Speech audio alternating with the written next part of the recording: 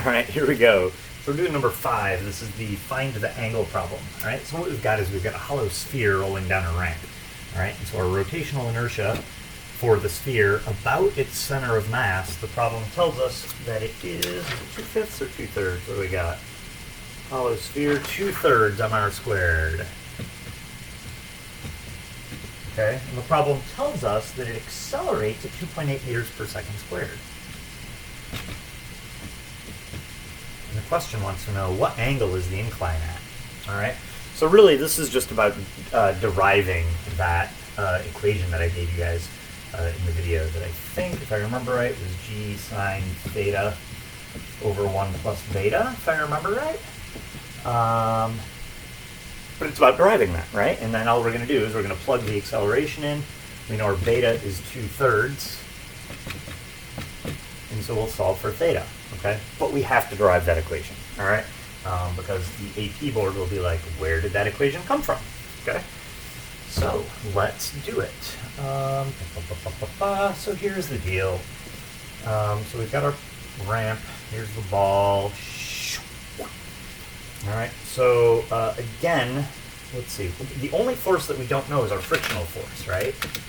So let's make a list of our forces. So there's gravity, which has 2 components. There's Fg perpendicular. There's Fg parallel. Can you see the red? Looks like it's all right. We've got our normal force, which is applied at the point of contact. There's our normal force. And then we've got stupid friction. I don't know why I always say friction is stupid. I'm sorry, friction. I love you. All right, so there we go, force of friction, right? And so the idea is that friction force is our only unknown force. We can calculate the rest of these, right? Because they're all just, you know, mg times the sine of some angle. Although I guess we don't know our angle either. But I guess we're looking for the angle, right? So it makes sense to have the angle in here. This, because it's static friction, we know the maximum is the coefficient times the normal force. But we don't know our coefficient, and it doesn't even exert the full maximum force, right? Okay, you need to remember that. When it's rolling, this static friction force is not the maximum, okay? So, let's do this. So, I'm going to write a net torque equals net torque equation.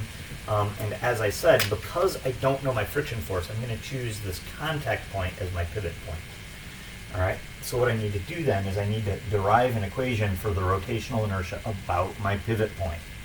Okay, and so remember, that's just parallel axis theorem. So it's going to be 2/3 mr squared plus mh squared, but h is just my radius, right? Yeah, the screen time is awful. So mr squared.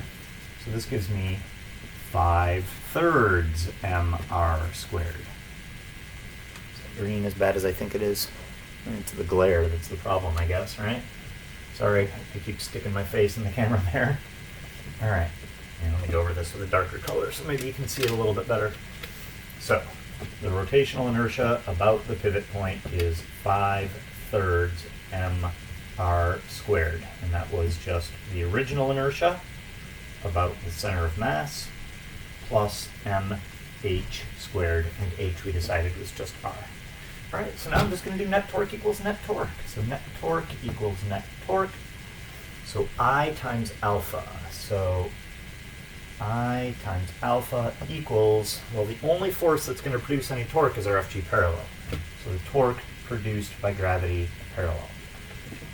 Okay, well, here, let me write this. So that's Fg parallel times r, right? I don't know if you can hear the screaming in the background. My daughter is upstairs freaking out about something. All right, so let's see. So this is all about our pivot point P, right?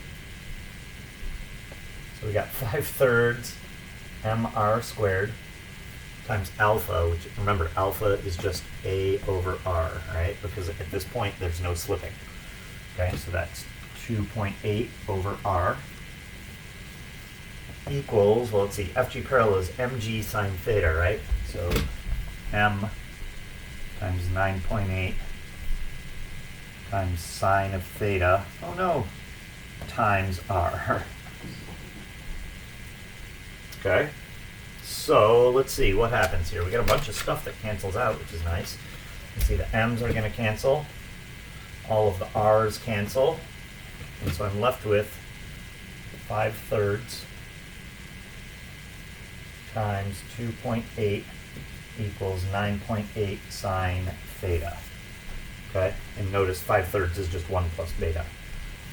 So now we can just solve for theta, right? So I don't think I wrote down the numbers past here on my sheet, but you can solve for your theta, and you get a number that is written on one of my pieces of paper somewhere. Where did I lose this? I just had it. 3 blocks. Boop, boop, boop, boop, boop, boop. Find the angle. There we go. 28.4 degrees. Okay, net torque equals net torque. Now, as a quick side note, you could have, if you wanted to, solved it about the central pivot point. Okay, you know what? Maybe I'll do that. I'm going to post a separate video where we do that. Let's do it. Cool.